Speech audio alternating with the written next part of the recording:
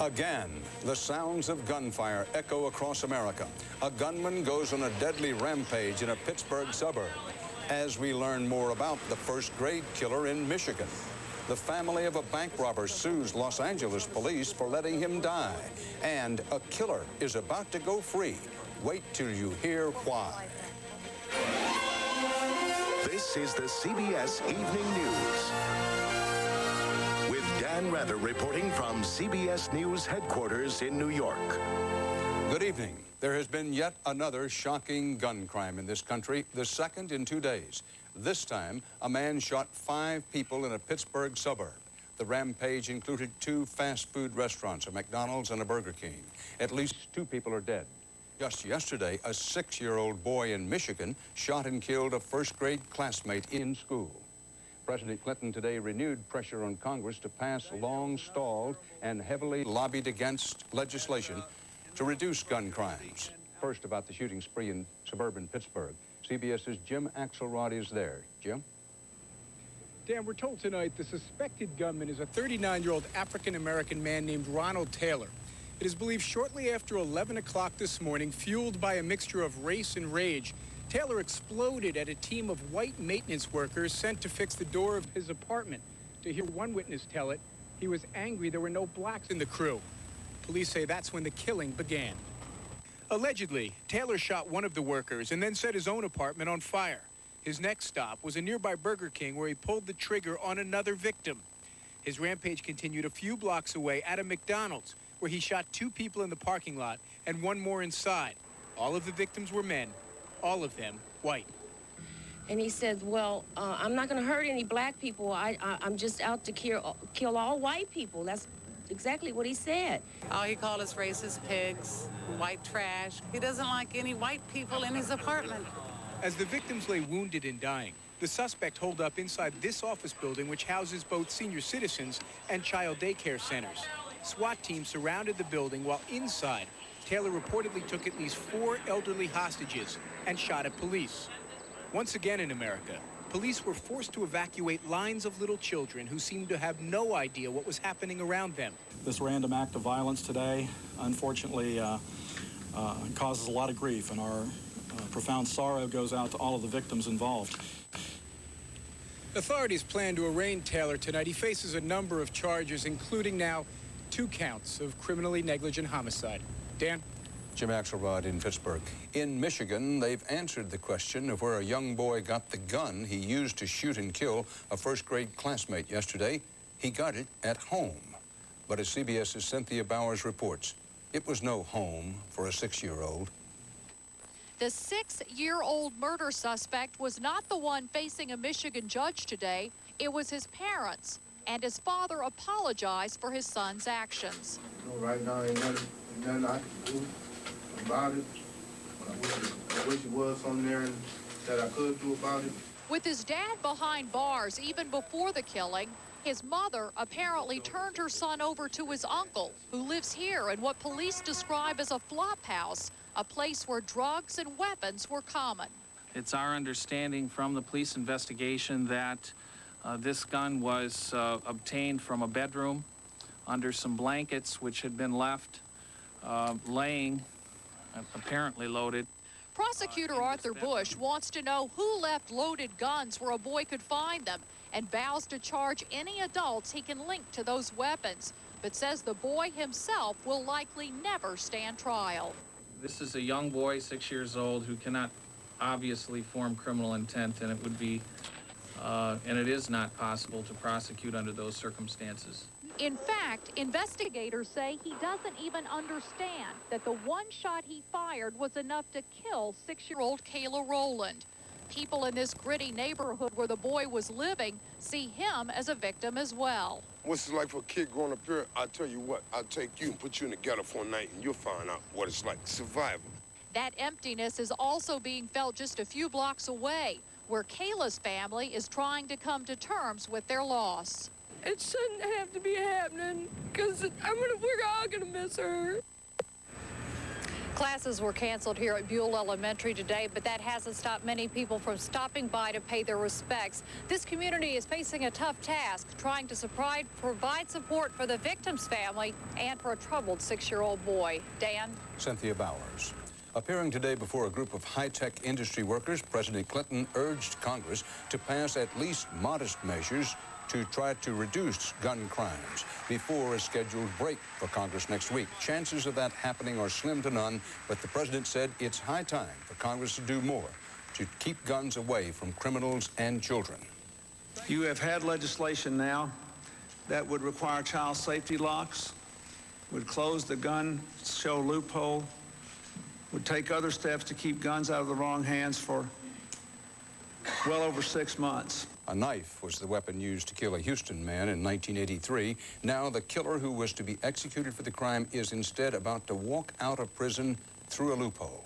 CBS's Maureen Maher has this very strange story. On death row in Huntsville, Texas, you're not supposed to get out alive. But tonight, Kelvin Burdine is planning on doing just that. He's been on death row since 1984 when he was convicted of murdering a man in this trailer park, a crime he still denies committing. But last September, a judge ruled that Burdine had not been adequately represented and must be retried or released within 120 days. Several times he was snoring, and I would reach over and tap him on his leg, or, you know, the judge would say something, and he wasn't sleeping heavy. Burdine claims his court-appointed attorney, Joe Cannon, slept through most of his trial. But the Texas Attorney General failed to set a new trial date. And in the middle of our interview came the answer to Burdine's prayers. Okay. Show it to her.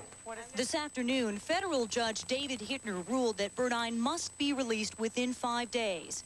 Stunned, the convicted murderer could hardly believe the news. You're going to walk out of here in 5 days. Out that front gate in 5 days. The greatest day of my life, because I'm going to get to hug my mama. And the last time he got that close to his mother was in August of 1987. That's when he was taken to the death house, given his last meal, and said goodbye to his mother, only to have a stay of execution granted 1 hour before he was to be put to death. Late this afternoon, the Texas Attorney General's office did file an appeal to keep him locked up until a new trial date can be set. But tonight, Kelvin Burdine says he is making plans to be home next Monday. Dan? In Texas, Maureen Maher. Up next on the CBS TV News, Bush back in the lead over McCain in the countdown to Super Tuesday. And later, the baby born in a tree. In the presidential campaign, now comes the main event of the primary season, Super Tuesday, the mega primaries next week that will go far in deciding the Bush-McCain battle for the Republican nomination and the larger fight for the soul of the Republican Party. Including last night's 3 primary and caucus contests, Bush has now won in 7 states, McCain in 3. Bush has regained the lead in delegates over McCain, 160 to 104. 1,034 delegates are needed for nomination. More than half that number are at stake next week, Tuesday. CBS's Phil Jones has the latest on Bush-McCain. Philip? Dan, Governor Bush is here at St. Louis University tonight before heading off to California. He began his day in Georgia, clearly invigorated. You might notice I walked in with a little spring in my step. On the West Coast, Senator John McCain was also putting on his optimistic face, especially for California. We're in single digits here. We're closing a point a day. I'm very optimistic. And McCain signaled a new phase in his campaign tactics. I think it's time that we started talking about Social Security, the surplus, Medicare. I'm going to focus, frankly, my campaign on that rather than respond to continued assaults on my character. The personal attacks have clearly left scars. Listen to Governor Bush as he was asked about his relationship with McCain. Do you still consider him a friend? I try not to take things personally in politics. And I'll, of course, assess things once the campaign's ended. But calling somebody an anti-Catholic bigot is beyond the reach. There's also the human image to worry about. Governor Bush, who's been the butt of many late-night TV show jokes, is making his first appearance on The Late Show with David Letterman. Appreciate that. I know that campaigning is difficult work. How do you look so youthful and rested? Fake it. The Bush campaign is convinced it has recaptured the high road in this battle, and tonight McCain is under heavy pressure to dial back on his attacks against religious right leaders Pat Robertson and Jerry Falwell. Dan? Phil Jones in St. Louis. With McCain looking for Super Tuesday to help him make up lost ground, Ohio is one of the places he hopes to shake, rattle, and roll up a victory. CBS's Bob Schieffer is in Cleveland. Bob? Dan, with so much of the spotlight on California and New York, the Rock and Roll Hall of Fame, which just happens to be back there, is getting more attention than the primary here in Ohio. For one thing, Bush has practically every elected Republican official in the state working for him. The Bush people thought they had a lock on Ohio's 69 delegates. But then John McCain came through here over the weekend, and he got enormous crowds everywhere he went, from Columbus on down to Cincinnati. It made the Bush people nervous enough that they asked Bush to make another swing through the state. He did that yesterday. It went very well. Today I've talked to people all over the state, and they say they still believe now that Bush will take Ohio. But they also say that if McCain should falter here, they think that it will be the end of the McCain campaign. I would add just one thing. If you're going to pick one place where there could be an upset, I think it might be right here in Ohio. Dan, Ohio is going to be key. Bob Schieffer in Cleveland. Campaigning in California today, winless Democrat Bill Bradley shrugged off new questions about whether he's got game and is still a real player. This after Al Gore beat Bradley badly last night in the Washington state primary. Bradley needs to win somewhere and soon. A popular election year bill got unanimous approval today in the House of Representatives. The House voted to remove the so-called earnings penalty for some Social Security recipients. Under this bill, they could earn as much as they want and still get full retirement benefits. Up next on the CBS Evening News, a story of death and deliverance from the flood. The worst floods in memory are still building in typhoon-hit southern Africa. The toll a confirmed 350 and counting. In Mozambique, many exhausted people gave up the fight and drowned after days spent clinging to rooftops and trees. Others hung on, praying for a miracle. CBS's Alan Pizzi has the story of two who hung on just long enough. Whatever your definition of a miracle, this must come close to meeting it. Sofia Pedro has spent 3 days in a tree when a South African military helicopter found her. 45 minutes before it arrived, Sofia gave birth. The baby, whose umbilical cord was cut by the helicopter crew, was named Rosetta. All her exhausted mother could say as she staggered onto dry land was, "I'm so happy."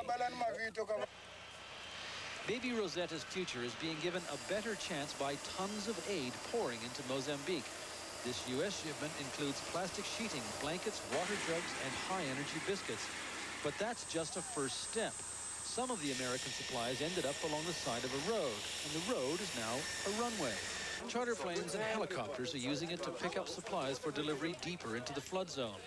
This is why the road is a runway.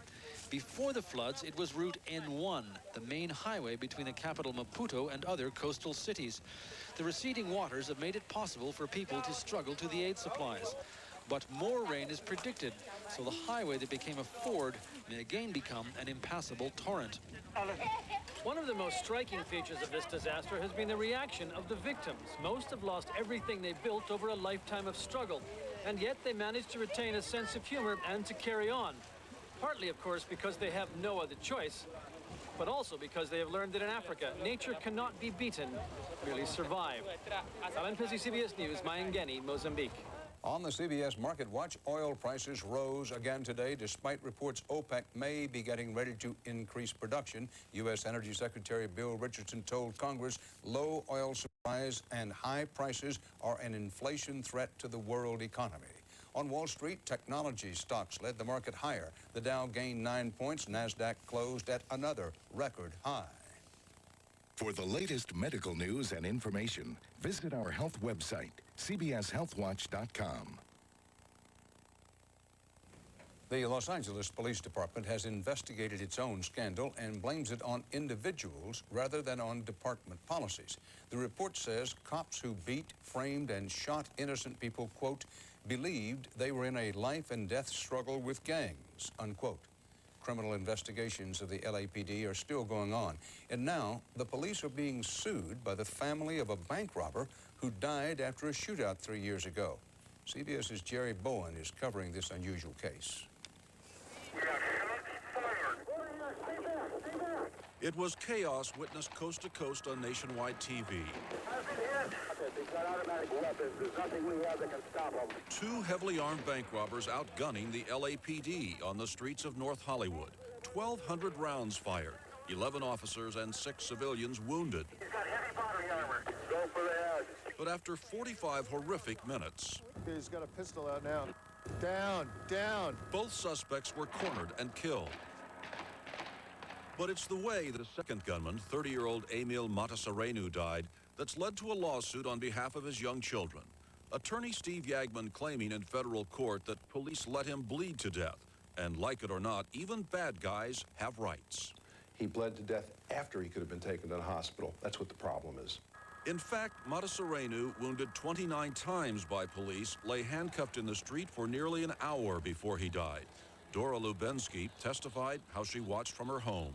He was moving, and no paramedics got to him or anybody like that. But police contend that's because the situation was still chaotic, the area too dangerous for paramedics who'd been called but were helping other shooting victims. Police say they tried to keep Matasareanu calm. There's a principle in medicine called triage, where you take care of those people you think can survive. And the case will be tough to prove. The police were honored as heroes, the alleged victim seen as someone who brought it on himself. He caused a grave danger to the police, and some people think he got what he deserved. On the other hand, police are not supposed to let somebody just bleed to death on the pavement. And that's the issue the jury will be asked to decide. Did Matasareanu die because police were deliberately indifferent to his medical needs, or did they really try to save the life of the bank robber who just hours earlier was intent on taking theirs? Jerry Bowen, CBS News at federal court in Los Angeles. CBS Next, an in-depth candidate close-up of John McCain, the first in a special series profiling the presidential candidates, their characters, and their distinct personalities. Campaign 2000 voter surveys have underscored an interesting fact. Character and personality count when voters pick a presidential candidate. With that in mind, tonight, the first in a series of CBS in-depth candidate close-ups. First, our close-up of John McCain. CBS's Susan Spencer puts into focus who McCain is and what he's like. Thanks for your hospitality. Thank you very much. Win or lose, ex-fighter pilot John McCain probably will keep on dive-bombing elements of the GOP. They're shooting at us from all directions. The establishment is coming after us. His best shot is the long shot. His appeal as a reformer and hero depends on being, well, different. Fine with him. Listen, I'm the guy that stood 5th from the bottom of his class at the Naval Academy. If my old company officer could see me now, he would certainly be astounded. A shrewd politician, he schmoozes the press. Trotskyites and communists in the form of media. Disarming with candor about his personal life. Oh, I'm responsible for the breakup of my first marriage. About the Keating Five money and influence peddling scandal. I did something wrong. About this rebellious admiral's son being, his word, a jerk at the Naval Academy. Why do you bring that up? What is that supposed to tell people about you? Maybe it's to tell people there's hope for all of us. He's serious. What is your name? Lieutenant Commander John McCain. Shot down over Vietnam in 1967, he says it was hope and humor that got him through 5.5 agonizing years as a POW. Do you think that everything you do in some way is viewed through the prism of the POW experience? No. Service to the country will qualify you for people's consideration, but certainly is never a reason to elect me. What do you think really makes him tick? His commitment to his country. Senator and fellow Vietnam vet Chuck Hagel. This is a man who has been tested. This is a man who knows himself. This is not an empty suit. McCain was freed, determined to make his mark on life. And though he says the race is not about his past, he makes sure no one forgets it. Cindy alleges that I'm running for President of the United States because I received several sharp blows to the head while I was in prison. But if his humor is usually self-deprecating, he also can be dismissive and cutting. It's Election Day. Radio talk show host and former McCain aide Grant Woods isn't surprised that only 4 GOP Senate colleagues support him. Senators are used to having their butt kissed on an hourly basis, so when somebody doesn't do it, it drives them crazy. He's kind of that way himself, by the way. Whether or not his maverick style would work in the White House, it's sure stirring up voters. His style and a heroic bio, with only a few remaining secrets. You won $2,000 on Jeopardy? Yes, Is this indeed. true? Won the first time and lost the second time. I was crushed. And naturally, I'd bet it all, given my nature, you know. And on Super Tuesday, he'll be betting it all again. Susan Spencer, CBS News, Washington. And that's part of our world tonight. Dan Rather reporting for the CBS Evening News. If you like this newscast, we hope you tune us in again tomorrow night. Good night. For news 24 hours a day, CBS.com on the internet and on our interactive partner, America Online at keyword CBS News.